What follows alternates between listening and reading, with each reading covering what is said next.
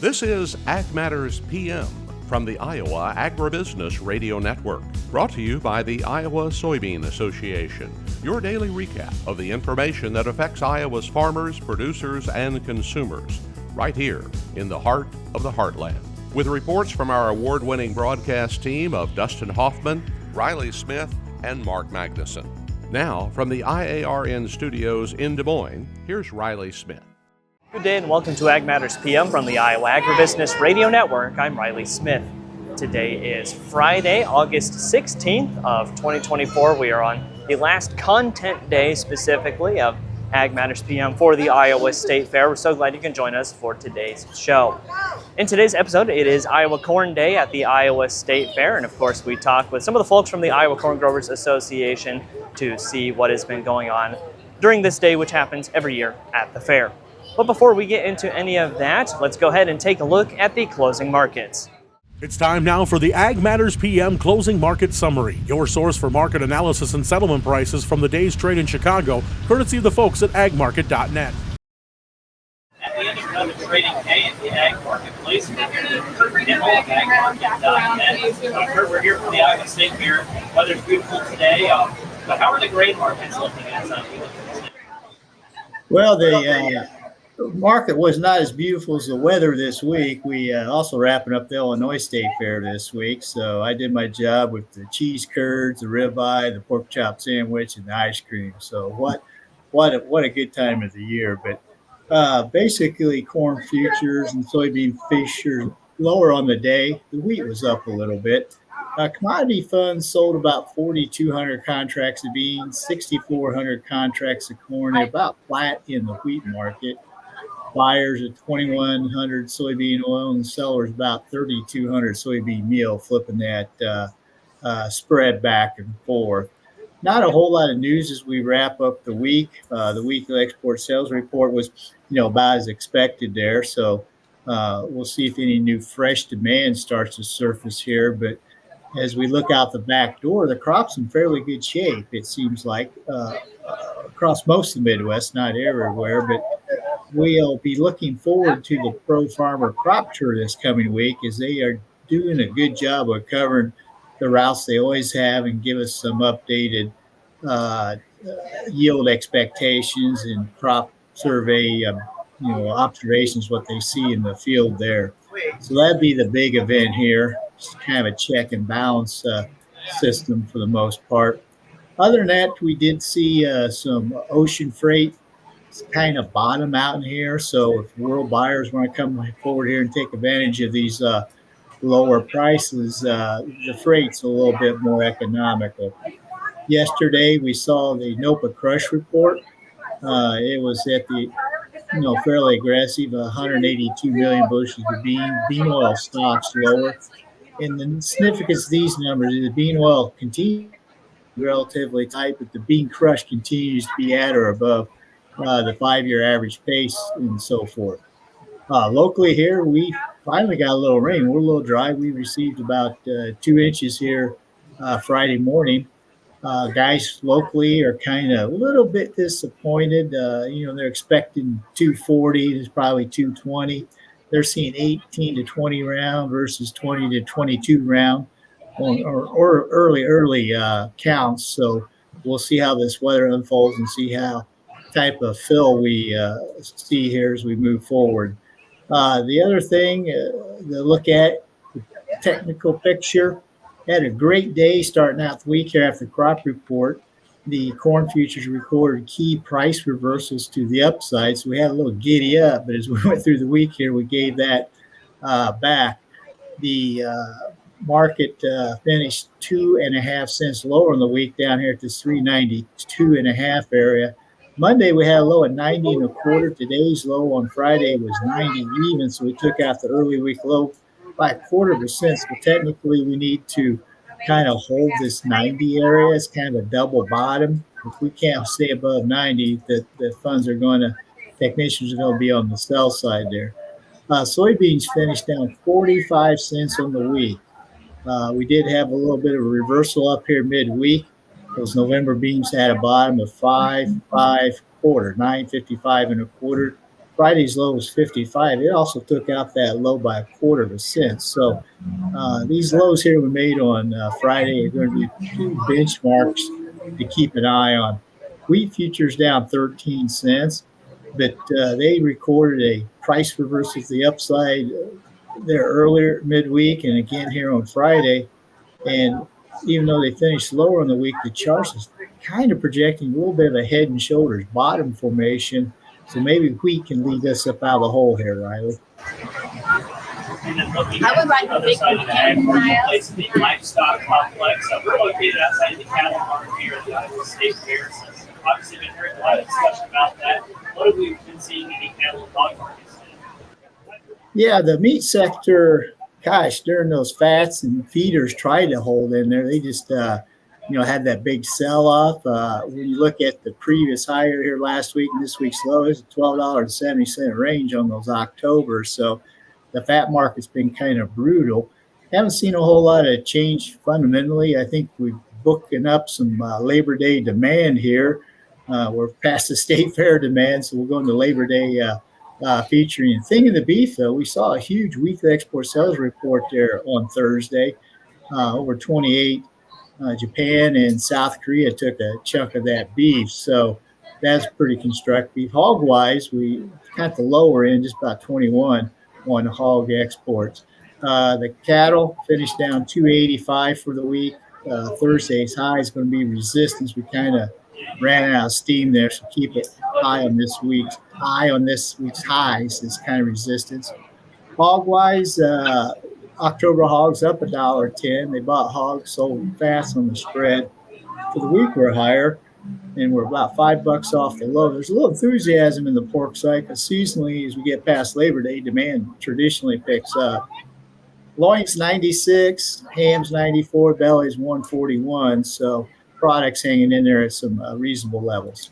All right, Curt, lots of great information today for those of our listeners and our viewers who like to get in touch with folks at agmarket.net. How can they do that? Yeah, we're in Normal, Illinois, 1-800-779-1515, or else go to agmarket.net. All right, Curt, thanks again for taking the time to visit with us today. We look forward to speaking with you again soon. Well, you enjoy that fair food before you get out of there. That again was Curt Kimmel of agmarket.net. Let's take a look at how the numbers close through the market window at iowaagnet.com. At the close, September corn down 4.5 at 370.5. September soybeans down 12 3/4 at 938 3/4. September soybean meal down 4.50 at 303.40.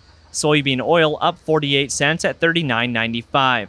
Chicago wheat up 1 3/4 at 530 even. Kansas City hard red wheat up 2 3/4 at 539 3/4. Minneapolis spring wheat up 7 even at 593 1/4. September oats up 1 1/4 at 319 1/2. On the Merc, October live cattle down 245 at 178.30. September feeders down 417 at 239.50. October lean hogs down 142 at 75.07. Pork cutout when unchanged at 90.92. And September Class 3 milk down 14 cents at 21.91. And that's been a check of the markets here on Ag Matters PM. We're going to go ahead and take a quick break to hear from our sponsor, the Iowa Soybean Association and the Soy Checkoff. When we come back, I talk with Dan Keitzer of the Iowa Corn Growers Association, and we have a special send-off. This is Ag Matters PM. Iowa Soybean Association is driven to deliver for Iowa's 40,000 soybean farmers. We're proud to provide objective agronomic research, a helping hand with soil and water stewardship, and timely industry news powered by the Soybean Checkoff. Learn more at iasoybeans.com. Welcome back to Ag Matters PM on the Iowa Agribusiness Radio Network. I'm Riley Smith. Well, today is Iowa Corn Day at the Iowa State Fair, and I had the chance to visit with some of the folks at the Iowa Corn Growers Association to see what has been going on. Of course, they have that promotional trailer there as well. Had the chance to step inside that with Dan Keitzer of the Iowa Corn Growers Association and see what exactly the promotional event is all about this year. We're here with Dan Keitzer of the Iowa Corn Growers Association, and we are right now inside of the Iowa Corn trailer at the Iowa State Fair. Of course, today celebrating Iowa Corn Day. Dan, thank you so much for taking the time to visit with us. Tell us a little bit about Iowa Corn Day at the fair. Iowa Corn Day at the fair is a great day to let all consumers understand what corn does for Iowa. I've been working the Big Wheel, which is a place they come up and get a little trivia question for corn. So it's great to communicate with them what ethanol does, because in Iowa, ethanol obviously takes about 60% of our corn, the first grind, and still communicate with them that we still have a feed value out of that. And so, also we communicate that, hey, when you go to the gas station, look for unleaded 88. It's normally 15 cents cheaper. Actually, in Burlington, Iowa right now, it's 50 cents cheaper. So that's what we've been enjoying all summer. Yeah, absolutely. I've been doing the same with the unleaded 88, filling up with that, and it's always significantly cheaper. And just seeing stuff like that, unleaded 88, obviously the big byproduct of corn that is really taking off right now and is kind of at the front of promotion. But this trailer is about even more than the unleaded 88, with all of the different products that you can get. Over there it says corn, it's everything. Yep. And, I think this is a great display of just how versatile corn is as a grain. Right. It says corn, we have 4,000 uses. Obviously some uses are a lot bigger than the others. Right now we are working on a plastic that like your water bottles and stuff's made out of. That's something Iowa Corn kind of generated on its own, and now we've licensed that and sold that to a manufacturer, again, trying to promote more corn uses. Obviously, feed and livestock industry in Iowa is always very important to us, because we know that that is a very big market for our corn, so we want to see the livestock industry in Iowa thrive. And of course, just being here at the Iowa State Fair and having everyone get the chance to go through this trailer, talk with Iowa Corn, that promotional value right there of being able to talk with everyone is obviously, you can't overvalue that. No, you can't. And so, and again, we help our members come to today. So you see a lot of yellow shirts like I have on, running around so it just creates an enthusiasm for agriculture in general, and then also corn. And then just one last thing, Dan, Sure. when it comes to Iowa Corn Day at the Iowa State Fair, what have been kind of the favorite things of watching people come up and enjoy either the trailer, talking with everyone, or even that really oversized version of cornhole that's outside the trailer? Yeah, that's a big one. I guess, like I said, I've been mostly working the trivia wheel, and so it's interesting to be able to talk to them about the uses of corn, and also the fact that Iowa's the #1 corn producing state. Obviously Illinois usually a little bit behind us, and talking to them about our three main uses. Obviously ethanol is about 60% of our corn use out of Iowa every year. Livestock feed, a second, and then obviously export markets. And so those are three things that Iowa Corn works on every day, trying to find new uses for corn, because right now we are very good at producing it and we need to create demand. All right, Dan, thank you so much for taking the time to visit, and enjoy the rest of Iowa Corn Day. You too. Thank you. That again was Dan Keitzer of the Iowa Corn Growers Association. Before we end today's episode, we do have a special send-off for our intern, Quentin Slater. Today was his last day with us for his official internship this summer. We wish him the best, and we are sad to see him go for a while here. He was providing us a lot of great content, and he was a very valued member of the team. Mark sat down with Quentin to talk about his internship and just some of his favorite parts of it. Mark Magnuson for the Iowa Agribusiness Radio Network, and I'm joined today by Quentin Slater. He is our summer intern here at the network, and Quentin's been helping us out all summer long. Quentin is going to be a senior at Iowa State University, getting ready to go back to school and just wrapping up his time here with the Iowa Agribusiness Radio Network.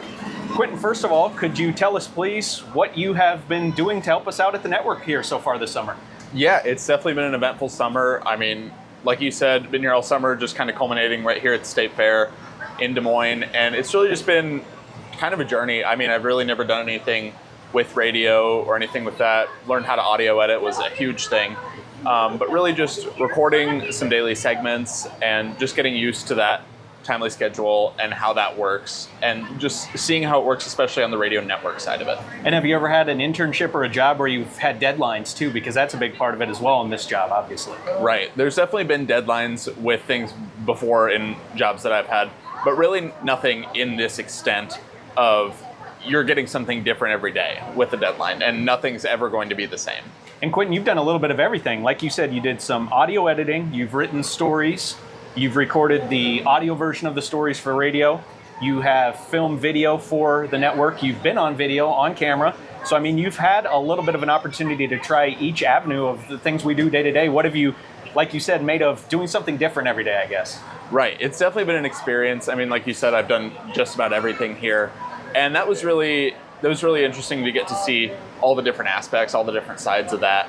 And really getting to see that it's not just the one thing. I mean, like you said, I've done a handful of different things for the network, and it's really interesting to see how many different things go into getting one final product here. And I think that was really interesting to look at.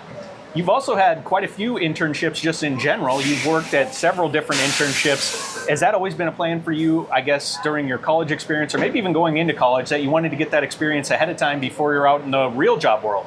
Yeah, it was really, once I got to college, I kind of figured out that life is odd. I need to figure out kind of really what direction I want to steer life in. So that has really helped going through college and going through all these different internships, just really seeing what works, what doesn't. And I've had a lot of luck in a lot of things that I've done. I've really enjoyed, and it's been really good for me in the long run. And what is your major that you're going to be wrapping up in your final semester at college? Yes, I am a double major in agricultural communication and agriculture and rural policy studies at Iowa State University. And you said that word policy. I know from you telling me that that is kind of your lane that you kind of see yourself in, or at least that you like the most. Is that where you want to end up eventually, or do you think it could be doing a job somewhere, something similar like what you've done this summer? Yeah, I think it could be honestly a mixture of both, not necessarily just one or the other. I mean, obviously, I have done some things with policy work here at the network, and I think it's really interesting to look at those policy aspects and how they really delve into everything when we look at radio, when we look at really anything, especially in broadcasting. I mean, no matter what, the news of policy has to go out. And policy has been very interesting for me. I've had a lot of experiences within policy, working at the state legislature, working in DC for a semester, and it's just been really interesting to see how that works. And so going forward, I think looking at policy, looking at the journalism and radio aspect, I think it would be a healthy mixture of both, ideally. Something that I was really impressed with you, Quentin, throughout your internship with us is that, anytime we gave you an opportunity to do something, you were not hesitant, didn't show any fear anyway. You were ready to go and try it. Has that been something that you've kind of determined yourself to do, to try and go and try these things that when you're given that opportunity? Yeah, I think that I grew up on a row crop and cattle farm. So growing up around cattle and being the oldest sibling, I really can't be scared of anything. And if I was, oh well, you're in a cattle pen with a 2-ton animal or a 1-ton animal. So it's really just, you have to figure out no pun intended, grab the bull by the horns. And Quentin, again, you're going into your final, wrapping up school at Iowa State University, and then do you have any plans yet for after that, or are you still trying to get everything dialed in? Yeah, so I am graduating in 3.5 years at Iowa State, so that was actually something that I found out relatively recently. So the original plan was I was going to go all through 4 years and then figure out, but now that I'm at 3.5, it was kind of like, okay, we're going into the last semester, now we need to kind of ramp up that. And so going into my final semester here at Iowa State, hopefully, just really need to ramp up that and really figure out what's the next step. And then Quentin, before we wrap up here today, let's go back a little bit before you're at Iowa State. Remind us, please, where you're from originally and who your family is. Yeah, so I grew up on a, like I said, row crop and cattle farm just south of Shenandoah, Iowa, way in the southwest corner of Iowa in Fremont County. And that was really interesting to go. It's about 2.5 hours from Des Moines, about 3 hours from Ames. And it was really interesting to come from that really small town community. I mean, Ames alone, or Ames with the college, is about 60,000 people, and my home county is about 6,500. So that was really interesting to look at, just coming from that background, even in Iowa where the rural aspect is so prominent. It was really interesting to see how that played into my future. And who are your parents? And then you've got brother and sister as well? Yes, my parents are Ryan and Christy Slater. My dad, he farms full-time, and then my mom owns a t-shirt and apparel store called County Line Design in Shenandoah. And then my 2 younger siblings, my younger sister Macy, she just graduated high school this last year in 2024. And my younger brother Boone is going into his 7th grade year at Shenandoah Middle School. And they're agriculture fans as well. Who knows, maybe they'll be doing a job in ag someday too. Quentin Slater, thanks so much. Had fun with you working with us as our intern this summer. And best of luck as you wrap up your schooling and then, like we said, get into the workforce full time. Yes, thank you. All right, and then just another big thanks to NAFB for making all this possible. And again, we are sad to see Quentin go from his internship this summer, but we are excited to see where he will be going in the future.